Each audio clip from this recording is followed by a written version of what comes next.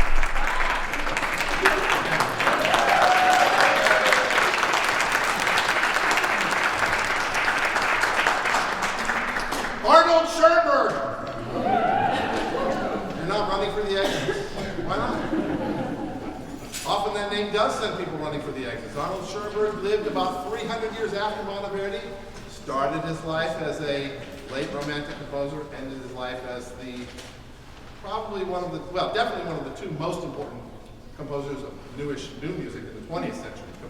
Designed a completely new way of writing music, something that's completely different from anything that had happened before, and called serial music. This is an early-ish piece of his. In fact, maybe it's one of the very last pieces he wrote in a late Romantic style. But you'll see that it borders on what we call non-tonality, or places where it doesn't seem to have a tonal center at all. I am going to go out on a limb and say that I will bet my next paycheck that this piece has never been done by this group in all the years of existence of this choir at City College, and it's a 20th century masterwork. Why? Because it's probably the most difficult piece we have ever done. And these people have worked an amazingly amount. They worked tremendously hard on this piece of music. It's extremely difficult. And I know that it will come across as a beautiful piece of 20th century music, given all the hard work that you've done. It's a beautiful, beautiful piece. Very difficult, as you'll see. I hope you enjoy it. Sit back, just don't try to follow the poem.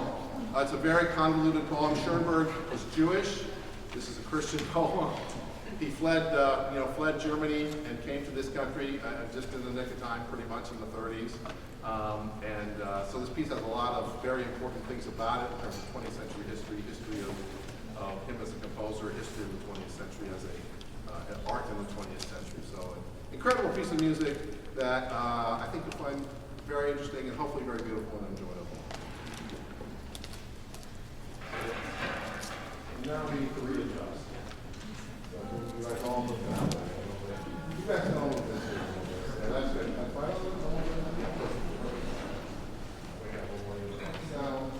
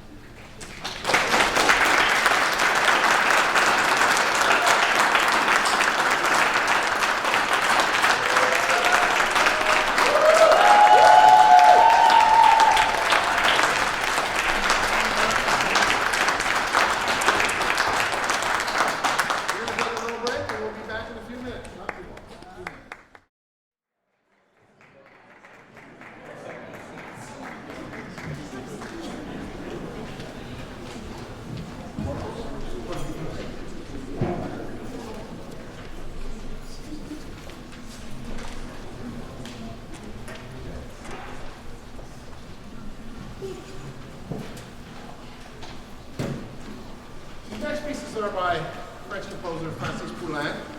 And Poulenc is sometimes, in some circles, because he was born at kind of a terrible time, because at the time he was writing music, you kind of had to do something different to be noticed.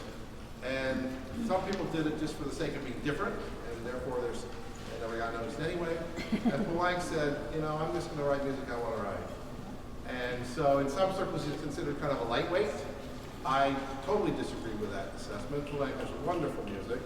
He wrote a fantastic operetta, very beautiful, very interesting musically as well as socially and politically, and called, post-World War opera about death, children, really interesting piece, based on a Greek myth, the breasts of Tiresias, if you know that myth.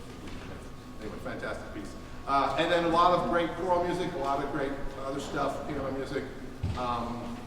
He wrote 4 pieces for Easter and 4 pieces for Christmas, and these are 3 of the 4 pieces for the time of Christmas. His style, as you'll see, is very interesting. One thinks it's kind of conservative, but at the same time he has these little crunchy twists to it. It's very, very much his own thing. Very, very reminiscent of ancient musics, and yet very much new in both the same way. So, you know, it's sort of rhythms of the piece, the rhythms of the text are not 1, 2, 3, 4, 1, 2, 3, 4, 1, 2, 3, 4 all the time. It's whatever the rhythm of the words are is the rhythm of the music sometimes. Very interesting piece. These are beautiful pieces, and what else can I say about them? Just I hope you enjoy them. I'm sure you will.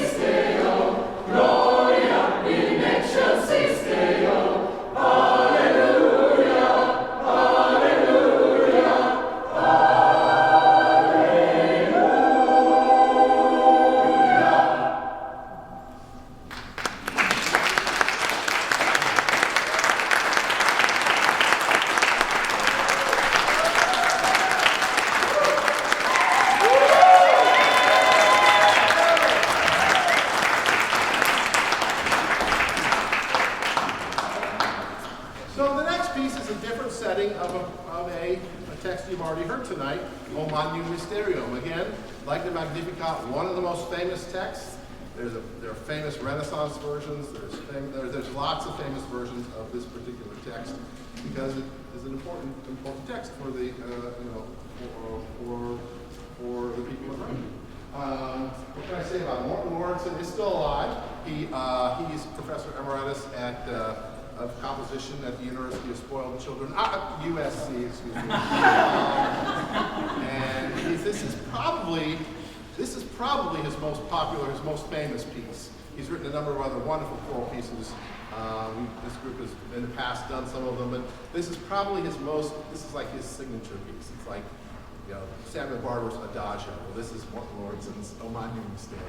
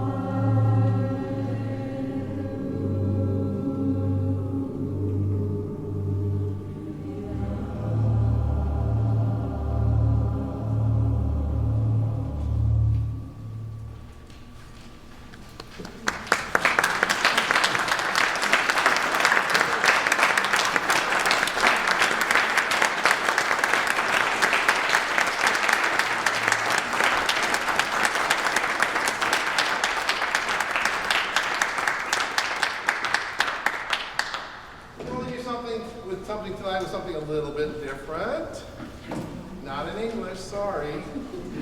It's in Hebrew. This is setting, so Jason Robert Brown. Anybody know who Jason Robert Brown is? No? Broadway composer. Parade, very interesting piece about races of Parade. Songs for New World, wonderful set of songs, cabaret songs. Last 5 years, movie, they did a movie out of it. Anyway, he's still very much alive and kicking. Also, I believe at the University of Spoiled Children, if I'm not mistaken. And but a wonderful composer of very difficult music, inspired very much by Sondheim, and you can kind of hear that in some of this stuff. He says this is meant to be a celebration of Hanukkah in a Broadway style. So, I guess there's nothing more I can say about it. It's a lot of fun, you'll enjoy it.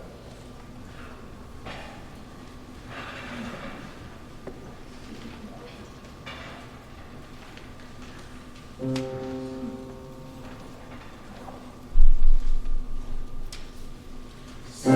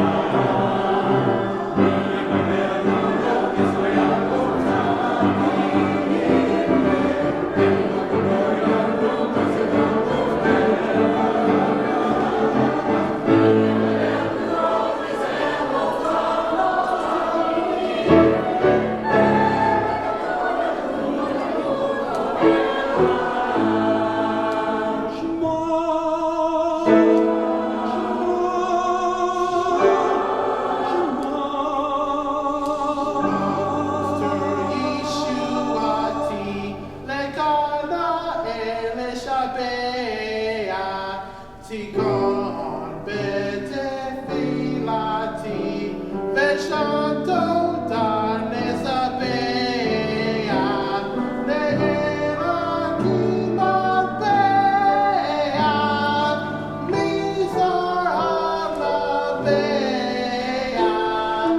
As a more, Mishir, Mismor, Alu.